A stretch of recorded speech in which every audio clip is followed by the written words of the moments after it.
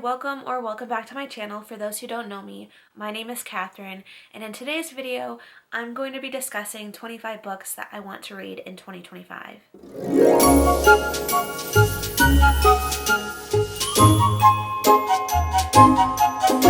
So on average, I tend to read about 5 books per month. I am a pretty slow reader, so I read about 1 to 1.5 books per week, and if I'm feeling lucky, then I'll read around 2 books per month, averaging out to about 8 books per month, or sometimes I get into a slump or life just happens with work and family and my social life that I end up only reading 1 book every other week. So on average, I read about 5 books per month, but it could be as little as 2 books per month or as much as 8 books per month. So that's kind of the range that you can see from me per month in terms of reading books. But on average, if things don't go out of the ordinary, I usually read about 5 books per month.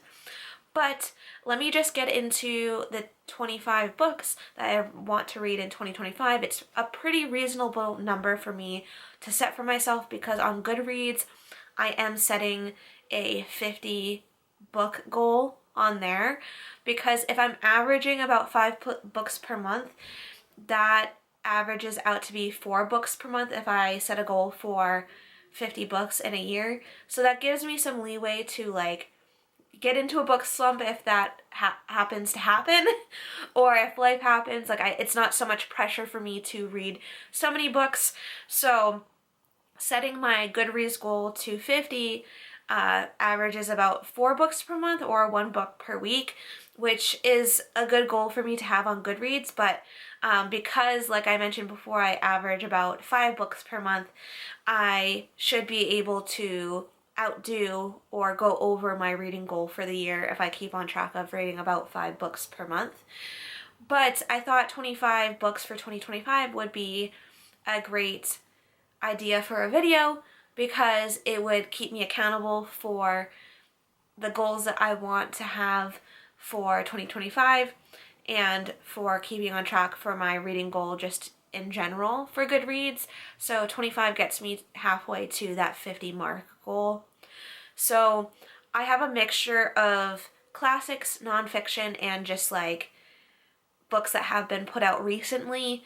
And those are basically the 3 main categories that I have here. One of my big goals for 2025 is to read 1 classic per month and 1 nonfiction per month. So let's just dive into this list here that I have in my notes section on my phone. So I'm going to start out with the classics that I want to read in 2025. So I have the Anne of Green Gables series by L.M. Montgomery. There's actually a total of 9 books in this series, and the last book on this list was actually not completed by L.M. Montgomery. She actually passed away in the middle of writing the 9th book in this series, and then someone else, I don't remember who, finished the last book in the series, the 9th book. So let me just read off the 9 books in this series. There's, of course, the first book, Anne of Green Gables. Then there's Anne of Avonlea, Anne of the Island, Anne of Windy Poplars, Anne's House of Dreams, Anne of Ingleside, Rainbow Valley, Rilla, My Rilla, and the 9th book is The Blythes Are Quoted. And that's that 9th book that I was talking about, that last book where L.M. Montgomery passed away in the middle of writing it and someone else finished it. So I'm counting it in the series because L.M. Montgomery intended it for it to be in the series. So even if someone else finished it, I'm going to read it because it's a part of the series no matter what in my mind.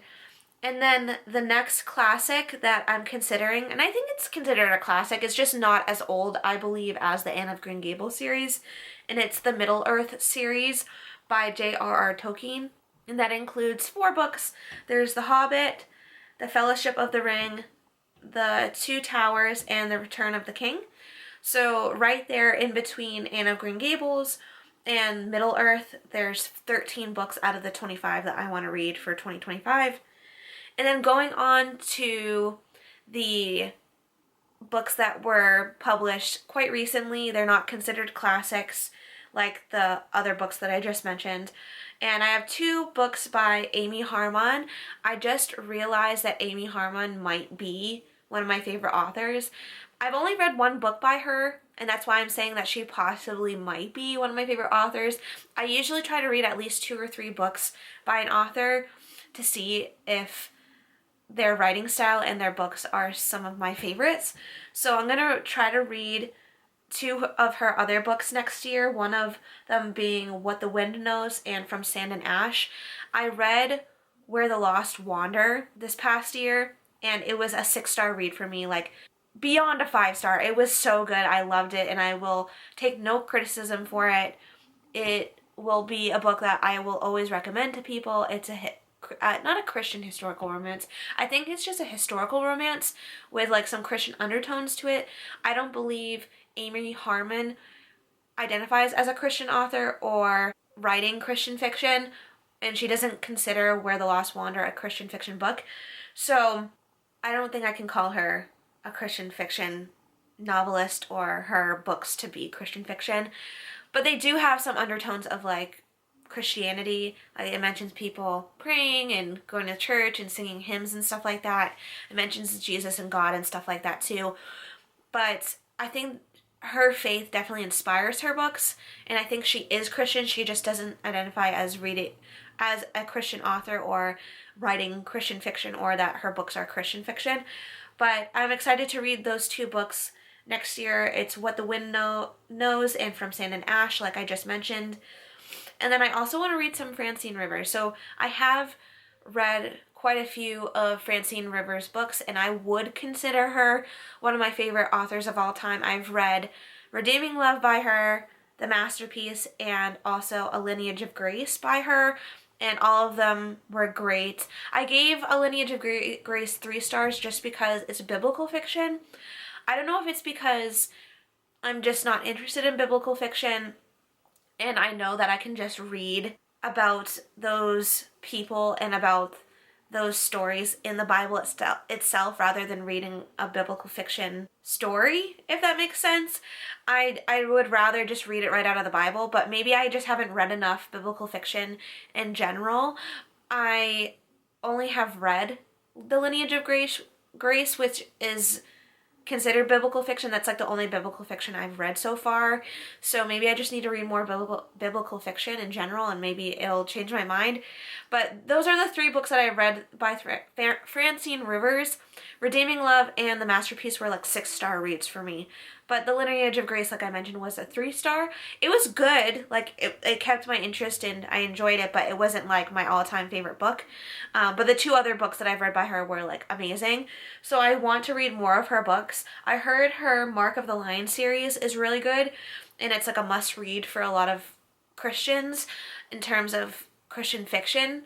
So in that series, there's A Voice in the Wind, An Echo in the Darkness, and As Sure as the Dawn. And then I also want to read her other book called Bridge to Haven. And then I also want to read her other book called The Scarlet Thread. There's other books that I haven't read on her backlist, but those are like the main books that I want to read by her. And then in between Amy Harmon and Francine Rivers, that brought us up to the book count of 20. And so the next section I'm going into is nonfiction. I'd love to add some nonfiction onto this list because I want to read more nonfiction in the year 2025. So I have Don't Waste Your Life by John Piper, Everybody Always by Bob Goff, How to Be Born Again by Billy Graham, The Power of Positive Thinking by Norman Vincent Peale, and Me, Stories of My Life by Katharine Hepburn. The last one is very special to me because my name is Katharine and I was actually named after Katharine Hepburn, and the reason why I spell my name like I do, it's Katharine instead of an E, instead of an A. No, wait, what am I trying to say? So I spell my name with an A instead of an E, and it's because my parents named me after Katharine Hepburn, so I'd love to read her book about her life. But yeah, that brings us to 25 books. So I have some nonfiction in there. I also have some classics in there. I also have some just regular fiction in there. And I'm just really excited to read these books in 2025. If you have any books that I should add to this list, or any that you recommend, or if you've read any of these books, please let me know what you thought of them. I'm really excited to read in 2025. I think it's going to be a great reading year because I am really setting out to read more books in 2025 than I ever have in previous years. Like I mentioned before, I'm a really slow reader, and I've been known to get into reading slumps where I will be reading like a singular book for like months, or I just won't be reading at all. So I'm gonna try not to get into a reading slump. Like if I am in a mood to be in a reading slump, if I feel myself getting into a reading slump soon, then I'm gonna try to switch it up, maybe read another book, maybe put the book that I'm reading down and like just softy enough it, and read something that I know I'm gonna like. Like if some of these classics or nonfictions are just like getting to me and it's a little bit too heavy, I'm gonna try to pick up something fluffier and, you know, more light for me to read so that I don't get into a book slump. But thank you so much for watching today's video. I hope you enjoyed it. I enjoyed making it. Let me know what books you plan on reading in the year 2025, and do all the YouTube things that you know how to do, like, comment, and subscribe, and I'll see you in my next video. Bye!